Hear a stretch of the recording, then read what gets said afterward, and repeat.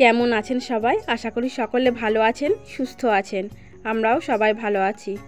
আর আজ হচ্ছে শনিবার, আর এখন বাজে প্রায় 11টার মতো। আর এখন আমার সমস্ত কাজ হয়ে গেছে, বেশিরভাগ বাসি কাজকর্ম সেরে স্নান টান করে নিয়ে ঠাকুরকে জল টল দিয়ে জল খাবার খাওয়া হয়ে গেছে। দিয়ে একটু রান্নাও আমার হয়ে গেছে, যেমন কুচো আলু ভাজা পোস্ত দিয়ে, তারপরে পুঁই শাক, এগুলো হয়ে গেছে। আর এখন একটু কলাইয়ের ডাল করব হিং দিয়ে, আর পেঁয়াজ পোস্ত করব, তাহলেই আজকে রান্না হয়ে যাবে। আর হিং দিয়ে কলাইয়ের ডাল করব, তার জন্য আমি আগে একটু এই যে হিংটা দিয়ে দিচ্ছি এখন, কিন্তু তার আগে তেলে একটু ওই শুকনো লঙ্কা, তেজপাতা, 5 ফোড়ন দিয়ে আর একটু ভেজে নিয়ে তাতে হিং দিয়ে এখন কলাইয়ের ডালটা সাঁতলে দিচ্ছি। আর ডালটা বেশ ঘন ঘন হয়ে গেছে, তার একটু জল দিয়ে দেবো। এখনও নুন হলুদ দিইনি, তাই নুন হলুদ দিয়ে একটু ফুটিয়ে নেবো, তারপরে নামিয়ে নেবো। এদিকে আমি পেঁয়াজটা ভাজতে বসিয়ে দিয়েছি অন্য একটা কড়াইয়ে। এদিকে ডালটা আমি হয়ে গেছে, নামিয়ে নিলাম। এই কলাইয়ের ডালটাই যদি একটু আদা বাটা, মৌরি বাটা আর একটু চন্দনী বাটা দিতাম না, আরও সুন্দর খেতে লাগতো। যাই হোক, শুধু হিং দিয়েছি, তাতেও কিন্তু খেতে খুব সুন্দর লাগবে। আর হিং তো অনেক তরকারিতেই ব্যবহার করা হয়, কিন্তু কলাইয়ের ডালে মনে হয় যেন আরও সুন্দর লাগে।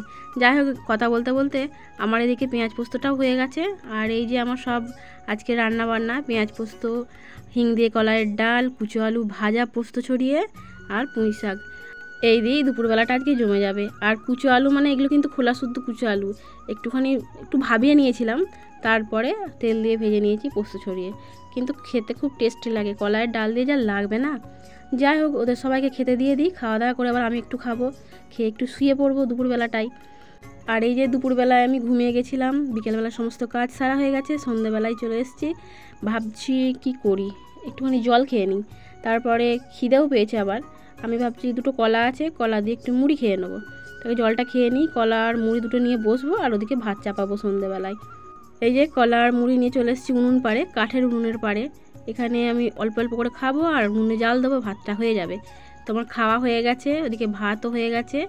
আর এখানে একটু পেঁয়াজি করব, তাই পেঁয়াজগুলো কুচিয়ে নিয়েছিলাম।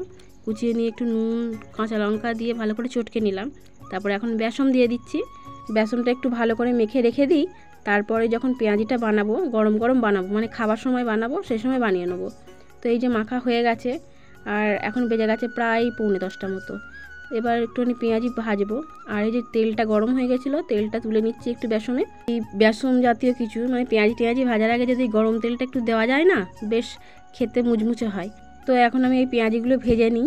আর ওবেলাকার তো তরকারি সব আছে, ডাল, পেঁয়াজ পোস্ত এসব আছে। আর এবেলা একটু আলু সেদ্ধ করেছি, ওই দিয়েই আজকে হয়ে যাবে।